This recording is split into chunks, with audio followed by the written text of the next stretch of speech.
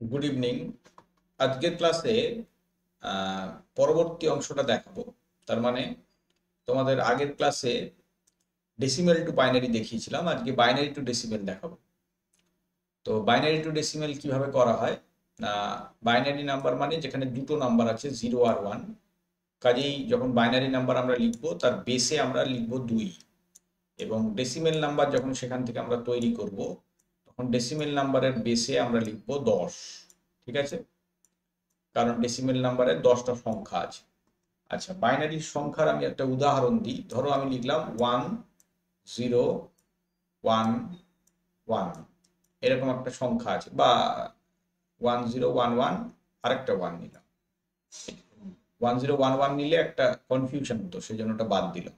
আচ্ছা, এবার এই সংখ্যাটা যখন আমি ডেসিমেলে কনভার্ট করব, কি করব? প্রথমে এই ইজিক্যাল টু দিয়ে যে কটা সংখ্যা আছে সব কটা সংখ্যাকে প্লাস প্লাস করে লিখে দেবো। মানে 1 প্লাস 0, এরকম করে করে সব কটা সংখ্যাকে আমি লিখে দেবো। Plus 1 plus 1 plus 1। এইটা লেখার পর এই যে মানে সংখ্যাটা লেখা হলো, তার ডান দিক থেকে খেয়াল করো, ডান দিক থেকে এর সঙ্গে একটা 2 এর পাওয়ার গুণ হবে। মানে প্রথমে গুণ হবে 2 টু দি পাওয়ার 0। আচ্ছা, তারপর গুণ হবে, কত গুণ হবে? 2 টু দি পাওয়ার 1, বুঝতে পারছো? তারপর গুণ হবে 2 টু দি পাওয়ার 2, তারপর গুণ হবে 2 টু দি পাওয়ার 3, তারপর গুণ হবে 2 টু দি পাওয়ার 4।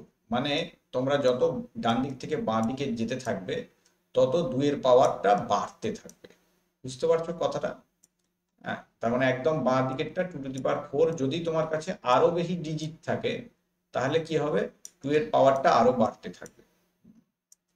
তো এবার যেটা টোটাল লেখা হলো তার ভ্যালুটাকে আমাকে ক্যালকুলেট করতে হবে। যেমন ধরো এই বাঁ দিকে যেটা এসছে সেটার ভ্যালু কত? 2 to the power 4। 2 to the পাওয়ার 4 মানে কত হয়? একটু ক্যালকুলেট করে দেখো। 2 ইন্টু 2, 2 দুগুণে 4 দুগুণে 8 দুগুণে 16। তার মানে বাঁ দিকে যেটা এলো এটার ভ্যালু হচ্ছে 16। ঠিক আছে। আচ্ছা, তারপরেরটা খেয়াল করো, 1 ইন্টু নেই কিন্তু 0 ইন্টু আছে। তার মানে 0 ইন্টু যাই আসুক সেটা ভ্যালু হবে 0। তার মানে এটা 0 লিখে দিলাম। আচ্ছা, তারপরেরটা কত আছে? 2 টু দি পাওয়ার 2, তার মানে কত হবে? ক্যালকুলেট করে দেখো, 4 হবে। ঠিক আছে। আচ্ছা, তারপরের অংশটা কত হবে? 2 টু দি পাওয়ার 1 মানে 2, একটাই 2 আছে। আর 2 টু দি পাওয়ার 0 মানে যে কোনো সংখ্যা 2 দি পাওয়ার 0 মানে হচ্ছে 1, এই কথাটা মনে রাখবে। তার মানে এখানে ডান দিকে হবে 1। আচ্ছা, এবার যোগ করে দেখো, 16 আর 4 20 আর 3 23। তার মানে অ্যান্সারটা কত এলো? 23। এখানে দেখে নাও, বাইনারি থেকে যখন আমরা ডেসিমেলে কনভার্ট করলাম তখন তার অ্যান্সার পেলাম কত? 23। বুঝতে পারলে?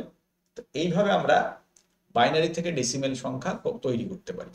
তো আমি মানে আগের ক্লাসে তোমাদের ডেসিমেল থেকে বাইনারি সংখ্যা তৈরি করার পদ্ধতি শিখিয়েছিলাম, আজকে বাইনারি থেকে ডেসিমেল তৈরি করার পদ্ধতি শেখালাম, এবং আমি একই রকম ভাবে দুটো এক্সারসাইজ দিচ্ছি।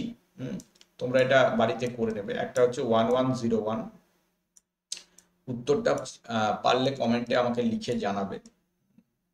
এইটাকে ডেসিমেলে কনভার্ট করবে, এটা 1 নম্বর কাজ।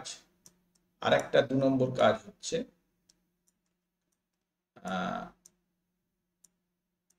সহজ সহজ দিচ্ছি, শক্ত দিচ্ছি না। 1 0 0 0 1, এই যে দুটো অঙ্ক দিলাম, এই অঙ্ক দুটোকে মানে ডেসিমেলে কনভার্ট করে কত আসছে সেইটা তোমরা আমাকে কমেন্টে লিখে জানাবে, যদি তোমার প্র্যাকটিস করতে ইচ্ছে হয় তাহলে। কারণ অধিকাংশ ক্ষেত্রে আমি যেটা দেখছি সেটা হচ্ছে তোমরা ভিডিও দেখো ঠিকই, অনেকেই প্র্যাকটিস করো না। ঠিকই আছে, প্র্যাকটিস না করলে তোমার পরীক্ষার সময় অসুবিধা হতে পারে, সেটা তুমি দেখো, তোমার নিজের ব্যাপার। যদি প্র্যাকটিসটা করো তাহলে আমার মনে হয় তোমার পরীক্ষার সময় মানে ঠিক হওয়ার সম্ভাবনাটা বাড়বে। ঠিক আছে, তো আজকের ক্লাসে আমি এইটুকুই রাখছি, সংক্ষিপ্ত ক্লাস। পরের ক্লাসে আমাদের দেখাবো তোমাদেরকে কিভাবে দশমিক সংখ্যাগুলোকেও আমরা ডেসিমেল থেকে বাইনারিতে নিয়ে যেতে পারি এবং বাইনারি থেকে ডেসিমেলে আনতে পারি। ঠিক আছে, থ্যাংক ইউ সকলকে। ক্লাসগুলো ফলো করো, প্রত্যেকটা ক্লাস ভালো লাগবে, নিশ্চয়ই ভালো লাগবে প্রত্যেকটা ক্লাস দেখলে। আজকের ক্লাসে এইটুকুই রাখলাম।